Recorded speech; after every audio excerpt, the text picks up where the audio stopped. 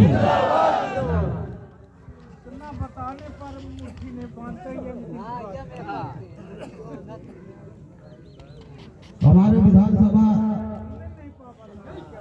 इस चुरहट में दूर दूर से आए मेरा सभी साथियों को एक बार पुनः नमन और सवा जोहार। मैं आप लोगों को एक बात बताना चाहूंगा कि समाज यहाँ दो ही प्रकार का है, एक गरीब और एक अमीर।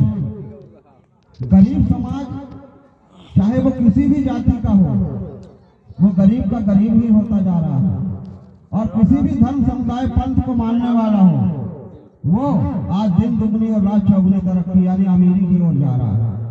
ऐसा क्यों? इस पर आप लोगों को विचार करना पड़ेगा, क्योंकि हमारे गोंडवाना गठबंधन पार्टी में दादा हीरा सिंह मरकाम ने कहा है, एक मुट्ठी चावल से महाकल्याण, एक मुट्ठी चावल से गोंडवाना का महाकल्याण। दादा मरकाम ने कहा था कि मेरा ये समाज जो गरीब समाज है, इस समाज में मैं किसी समाज का विच्छेद नहीं करता, चाहे वो हमारे ब्राह्मण भाई हो, चाहे ठाकुर भाई हो, चाहे वैश्य भाई हो, चाहे व्यापारी भाई हो, सभी के लिए मैं कहता हूँ। और जहाँ तक मेरी आवाज जा रही है वहाँ तक सभी व्यापारी बंधु और जो सुनने वाले मेरे लोग हैं उनको भी मैं नमन और करता हूँ। तो भाइयों, हमें सबसे पहले इस बात का ध्यान रखना है कि हमारा समाज स्वावलंबी कैसे बने। स्वावलंबी का मतलब होता है आत्मनिर्भर कैसे बने। हमें आत्मनिर्भर बनना पड़ेगा, हमें व्यापार से जुड़ना पड़ेगा, तब जाके हमारा साथ स्वावलंबी बन सकता है। दादा मरकाम ने तो यहाँ तक कहा है कि आप लोग 1 किलो घर में खाना बनाते हैं, मान लीजिए आपके यहाँ 5 किलो लोग हैं, 5 लोग हैं, 5 लोगों के लिए आप 1 किलो खाना सुबह बनाते हैं, 1 किलो शाम को बनाते हैं। उस चावल में से एक मुट्ठी चावल आप निकाल के और चूल्हे के पीछे एक कलश लगा लीजिए, उस कलश में एक मुट्ठी चावल सुबह और शाम, आटा है, चावल है, दाल है, जो भी आप पकाते हैं उसको एक एक मुट्ठी रोज बचाएंगे, और जब एक एक मुट्ठी बचेगा वो तो 1 महीने में आपका कलश भर जाएगा। जब आपका कलश भर जाएगा, उस कलश से जब कभी आपको जरूरत पड़ती है, कभी आपके पास पैसा नहीं है, रुपया नहीं है, तब आप उस कलश के चावल को अपने समाज के किसी गरीब व्यक्ति को बेचकर और उस पैसे से आप अपने घर चला सकते हैं, अपने बाल बच्चे की फीस को भर सकते हैं, अपने पति को यदि पेशी जाना है तो उसकी आप पेशी दे सकते हैं। आपके परिवार में यदि गांव के समाज के अंदर किसी को दुख हो गया तो आप उसी चावल को उसको सहयोग के रूप में दे सकते हैं। ये है दादा मरकाम का संदेश। मैं आपको बताना चाहूंगा कि एक मुट्ठी चावल से आपने छत्तीसगढ़ में पानी उपरोड़ा सुना होगा, वहां पर 5 लाख रुपए महिलाओं ने जमा करके, और उस पैसे को दादा मरकाम के जब उनकी 18 में जब उनका देहांतवास हुआ था, हम लोग शक्तिवर्ता उनके यहाँ गए हुए थे, तब उन मातृशक्ति ने बताया कि भैया हमने एक मुट्ठी चावल से 5 लाख रुपए जोड़ लिया है। और उसी तरह कटघोरा और पाली के अंदर 2013 में 11 करोड़ 11 लाख रुपए महिलाओं ने एक मुट्ठी चावल अनाज से जोड़ के और अपने समाज को समृद्ध और शक्तिशाली बनाया।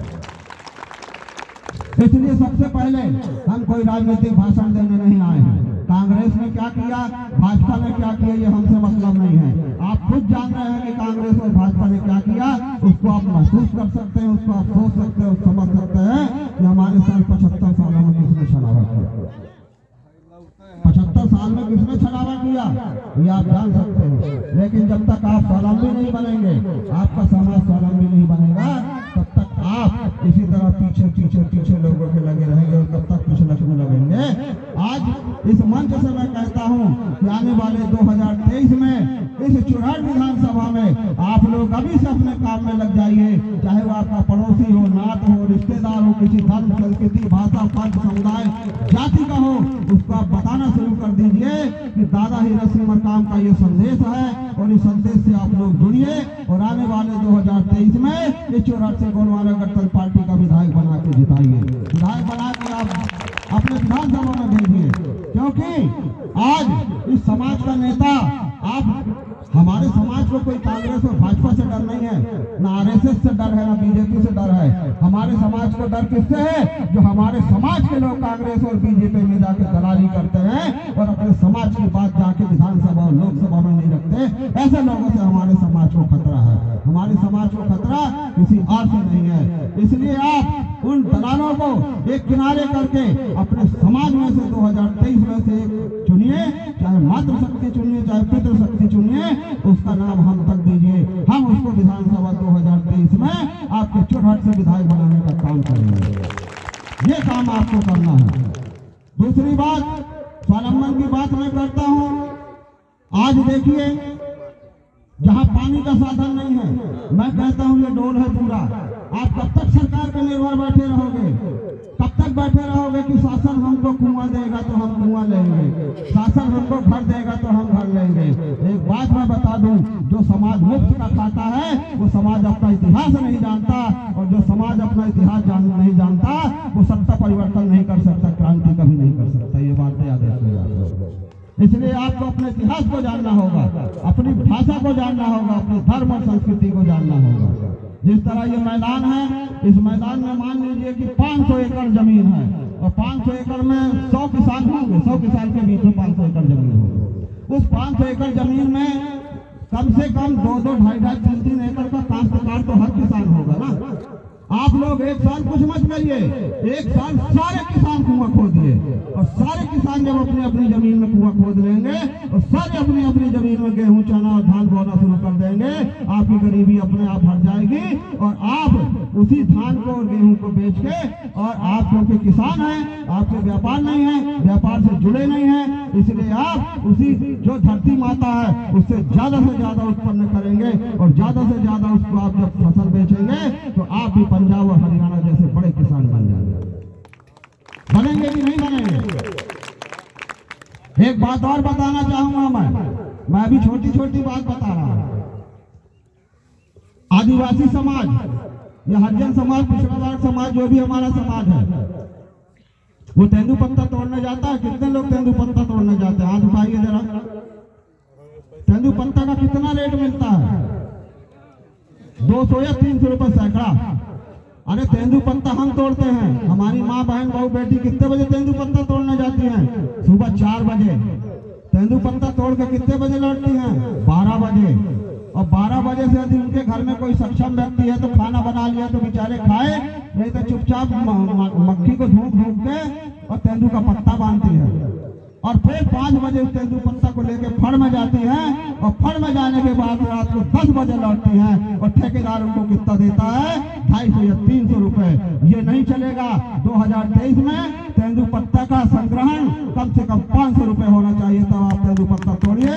नहीं तो कलेक्टर को हिला दीजिए, एसपी को दीजिए लिख के, एसडीएम को दीजिए, ठेकेदार को दीजिए कि 500 रुपए सैकड़ा हमको चाहिए, क्योंकि हमारा इस तेंदुपत्ता को तोड़ने में खून और पसीना सूख जाता है, हमारा खून और पसीना सूख जाता है। और एक बात और आपको बता दूं, आप लोग अखबार और टीवी के माध्यम से देखिए, इस सीधी जिले का महुआ, 200 टन महुआ इंग्लैंड जाएगा। इसी वर्ष से खरीदी हो रही है, और कलेक्टर के साथ एग्रीमेंट हो गया है। पिछले साल महुआ आप लोगों ने कितने रुपए में बेचा?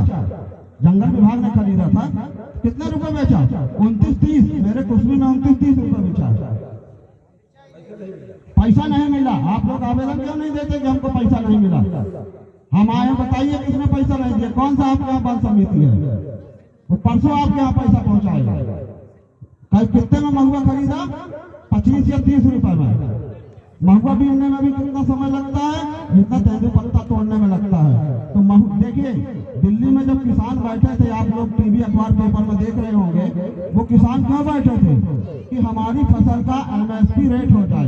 एमएसपी रेट का मतलब ये होता है कि हमारी फसल को चाहे व्यापारी खरीदे, चाहे सरकार खरीदे, चाहे छोटे व्यापारी खरीदे, चाहे दुकानदार खरीदे।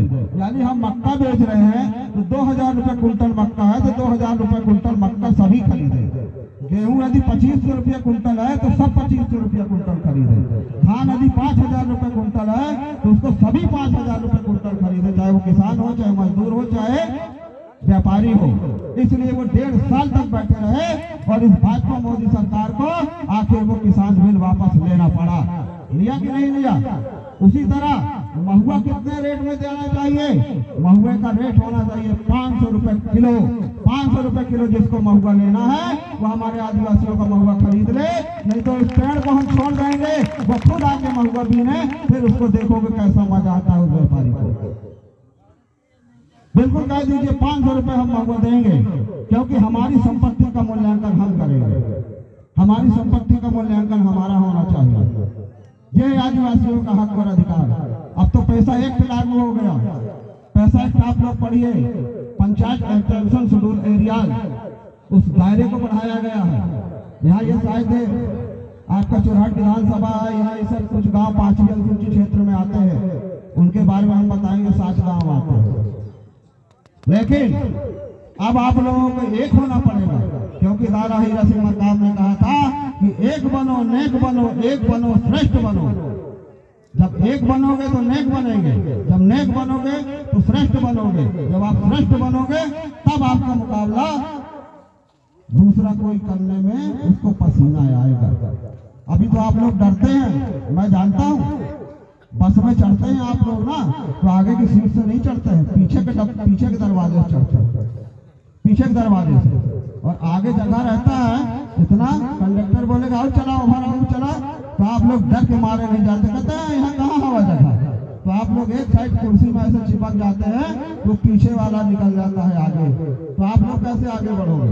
आप लोगों को पीछे वाले को पीछे करना है और आगे वाले को भी पीछे करके और आगे की ओर बढ़ना है, तब आप आगे बढ़ेंगे। बच्चों के लिए मैं बताता हूँ, छात्र छात्राओं के लिए बताता हूँ कि आप लोग सबसे आगे की बेंच में बैठना सीखो।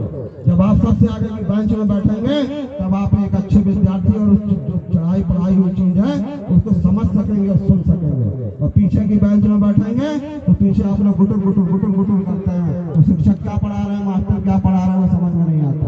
और समझ में नहीं आता, इसलिए मध्य प्रदेश सरकार का भी कहना है, भाजपा सरकार और कांग्रेस सरकार दोनों सरकारों को मैं बोलता हूँ, इनका क्या कहना है कि 8वीं तक सारे बच्चों को बिना पढ़ाए पास कर दो, चाहे लड़की हो चाहे लड़का हो। जाते हैं ना आप लोग 8वीं तक पास हो जाते हैं ना बिना पढ़े। जब 8वीं तक पास हो जाते हैं और जब 9वीं में जाते हैं और जब 9वीं के सवाल आते हैं गणित के, साइंस थीटा, कॉस थीटा, आप लोग नहीं समझ पाते। इसलिए 9वीं से लेके 10वीं तक फेल हुए तो लड़कियों की शादी कर दी जाती है हमारे समाज में, और लड़के सूरत मेरठ गन्ना छीनने को ऊपर उठाने चल जाते हैं, क्योंकि उसके माता पिता ने उसको पढ़ाया नहीं। उनके पिता ने कभी ध्यान नहीं दिया कि मेरा लड़का स्कूल जा रहा है, हर साल पास हो रहा है, कारण क्या है? क्योंकि पिता अशिक्षित है, अनपढ़ है, इसलिए वो नहीं समझ पाया। इसलिए शिक्षा के क्षेत्र में मैं ज्यादा विशेष ध्यान दूंगा कि आप लोग जितनी हमारी माताएं बहनें हैं और जो हमारे पिता समान साथी हैं, जिनके बच्चे स्कूल जाते हैं, जब बच्चा स्कूल से आता है तो आप उसकी पुस्तक देखिए कि हमारा बच्चा क्या पढ़ के आया, कहीं घुस के अरहरिया में खेल तो नहीं रहा था, स्कूल गया कि नहीं गया। जब वो पढ़ के आता है, रात को बच्चे को बढ़िया बैठाइए प्यार से और उसको पढ़ाइए कि बेटा काका गागा पढ़ो, जो भी जिस कक्षा में हो, वो बच्चा जब पढ़ेगा तभी आगे बढ़ेगा। क्योंकि बाबा साहब अम्बेडकर ने कहा है कि शिक्षा एक ऐसी शेरनी का दूध है जो उसको पिएगा वो दहाड़ेगा। बाबा साहब के पास कितनी डिग्रियां थी जानते हैं आप? नहीं जानते। इस विश्व के सबसे ज्यादा पढ़े लिखे बाबा साहब डॉक्टर भीमराव अम्बेडकर थे, जिन्होंने इस देश का संविधान लिखा। कितने दिन में लिखा? 2 वर्ष 18 माह 2 वर्ष 11 माह 18 दिन के अंदर लिखा था। ऐसे महान पुरुष ने इस भारत देश का संविधान बनाया है।